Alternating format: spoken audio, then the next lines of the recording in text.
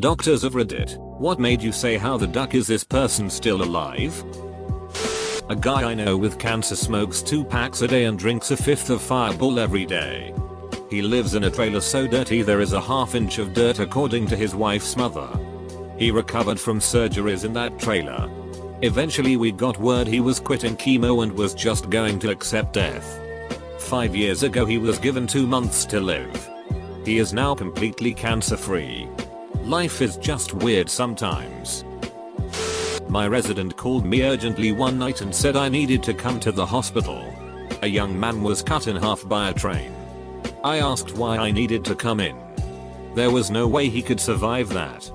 She explained that somehow he was maintaining his pressure and wasn't bleeding out. When I arrived, I found that the force of train had sealed off all the major vessels from the pelvis down to that stick out. Guy gets shot in the abdomen. Drops to his knees. Shooter puts one through the top of his head near his forehead. Bullet exits through his jaw. He wouldn't stop complaining about how much he hates the guy who shot him. Young girl driving a car gets T-boned on the passenger side by an Altima going at least 70 miles per hour. Her car looks like it was hit by an IED, so we assumed she was deceased upon arrival when the other crew on scene said our focus was extricating the people in the Altima. Girl driving was completely unhurt by a Volvo. Kind of retelling, but one time a cadaver on which I was performing an autopsy had a lung which was flipped upside down.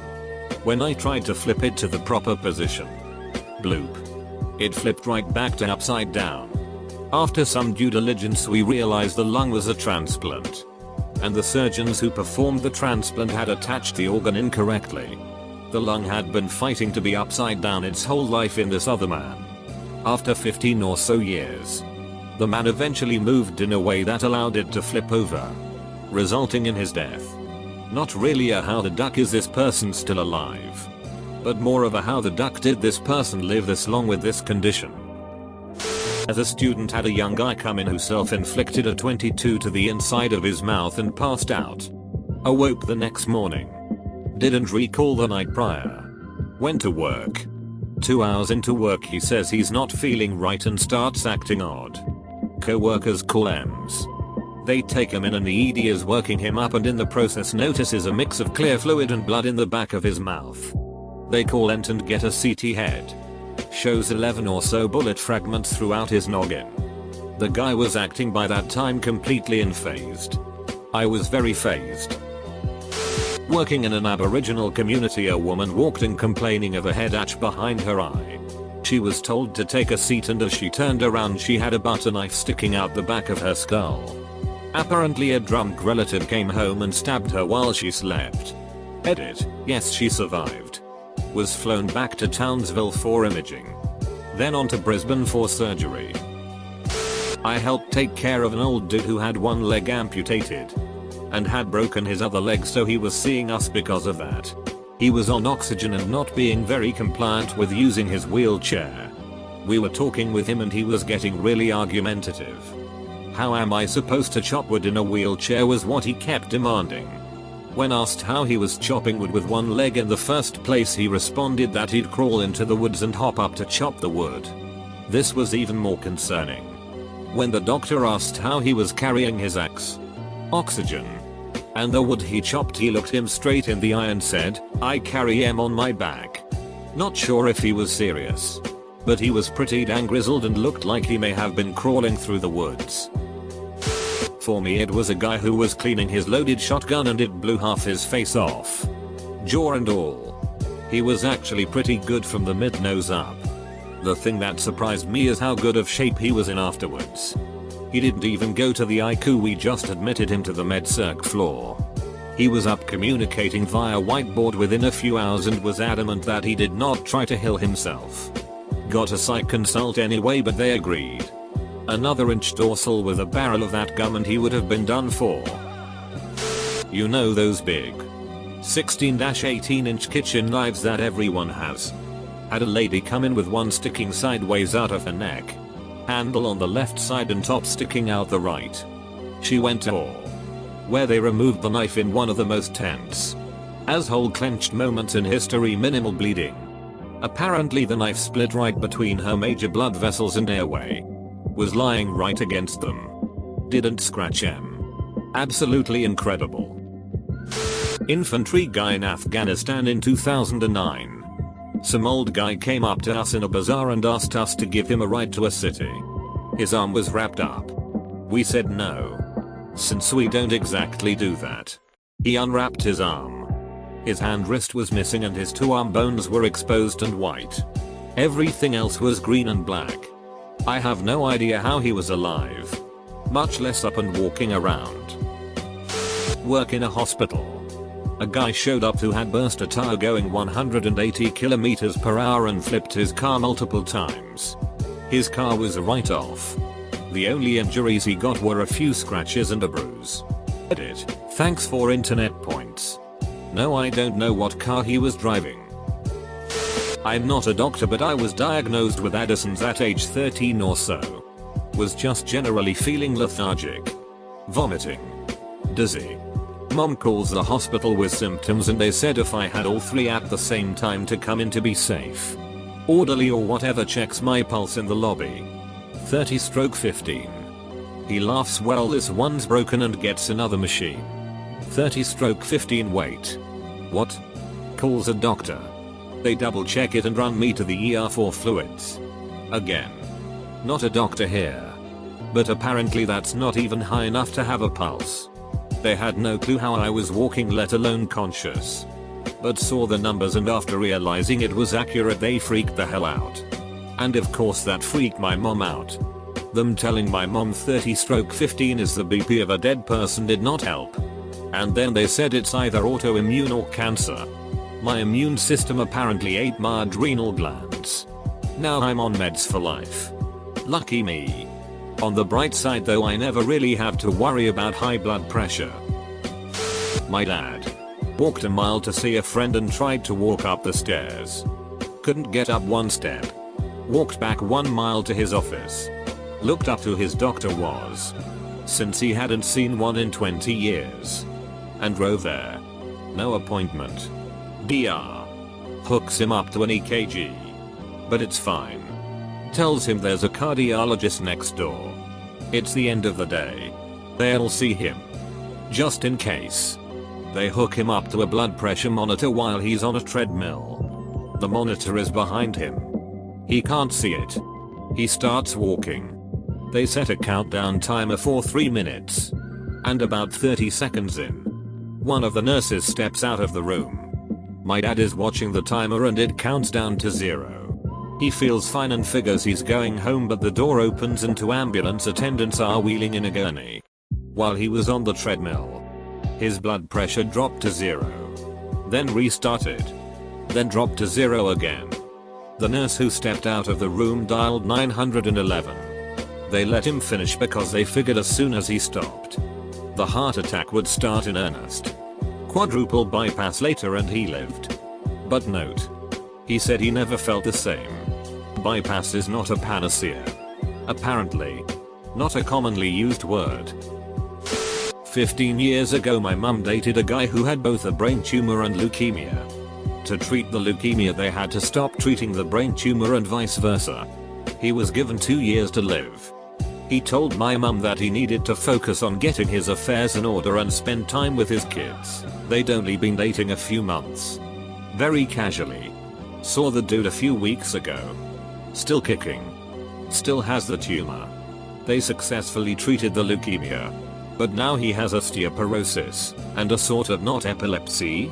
They found out he had brittle bone when he had a seizure and broke a lot of bones falling down. But he's just getting on with it. Couldn't kill the guy with an axe. Not a doctor, but firefighter.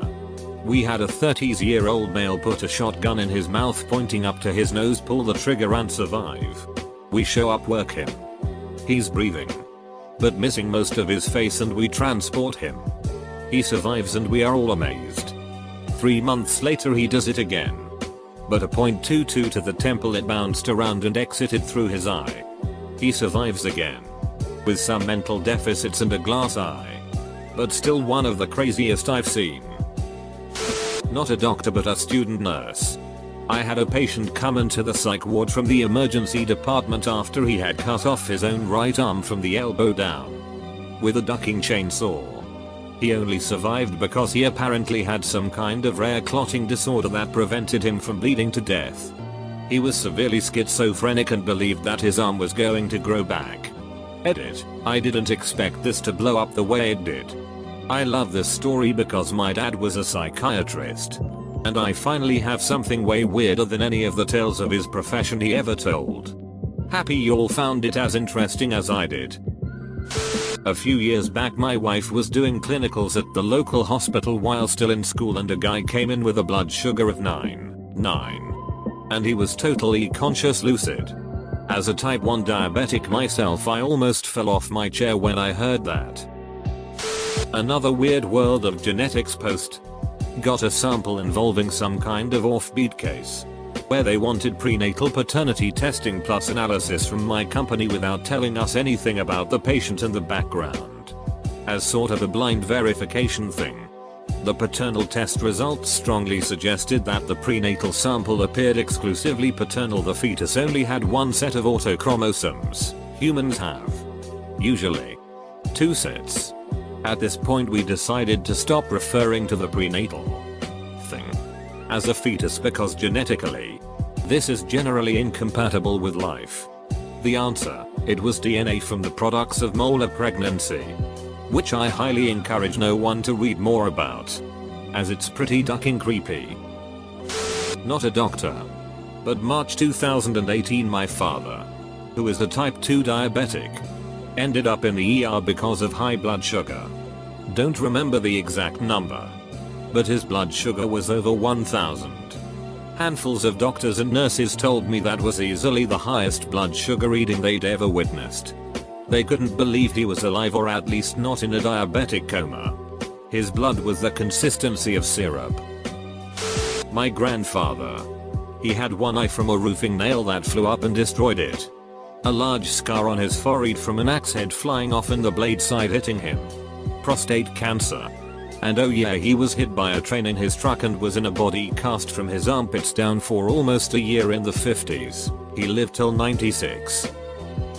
My wife treated a foreign student at the university she worked at who took some drug. I don't recall which. Thought he could fly. And jumped out a 3rd floor window. Landing directly on his face. He went into a coma, and when they x-rayed him, or some other scan, they found he'd aspirated all of his teeth. It took days to figure out who he was and over a week to contact his family. Geneticist here. A healthcare company in our field sent us a sample for genetic testing of a certain gene. The paperwork said the patient was 35 male. We found a mutation in the gene of interest which was squarely in the category of this person shouldn't be alive. This is a prenatally lethal disorder. Also we noticed the sample had no Y chromosome marker. Facetin. The provider had put the patient label on the wrong sample before mailing it to us. This shit happens way too much at some companies. Not a doctor but worked 7 years in an inpatient psych ward. Had lots of alcoholics come in. One came in drunk but walking. His back when tested was 0.68. He was awake and mostly walking. Another man took a circular saw to his inner thigh. Got 1.5 in and all the way across. Somehow missed the femoral. Crazy bastard lived and had a sense of humor on day 2. Not a doctor. But I do have a story. Friend of a friend. She was hiking and got a scratch on her leg. Later that night she wasn't feeling well. So she went to the hospital. They said it was flu and sent her home. She went back the next day and was diagnosed with sepsis. She wound up in a medically induced coma and had to lose all 4 of her limbs and have a lot of internal issues as well. She's doing great now with prosthetics and an amazing attitude. Witnessed a sedan with a trailer flip 4 times at 75 miles per hour on a highway into a ditch right in front of me. A 12-year-old wasn't wearing a seatbelt and was thrown from the vehicle through an open window. He had a superficial laceration of his leg and was in shock, but otherwise apparently unharmed. We did a quick trauma evaluation of the family. Everyone seemed okay and applied pressure to the kid's bleeding leg until EMS got there. When we were running to the wrecked car as the dust was settling, I was sure we were just going to see disembodied pieces of that kid everywhere. But he was really lucky. Wear seatbelts, folks. Everyone who remained buckled in the car didn't even have a scratch. Oh, this is a good one for me. My roommate is a heavy drinker. He had to have some tests done a few months ago and it shows his liver function and how well it's doing. This kid drinks himself to oblivion weekly. Eats like shit. Doesn't exercise. Weighs like 350 pounds.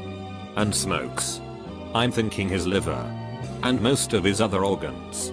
Looks like a mummy shriveled up scrotum. His liver function test comes back perfectly clean. He's perfectly healthy on paper. Other than being overweight. He showed me cause I didn't believe him. Blew my goddamn mind.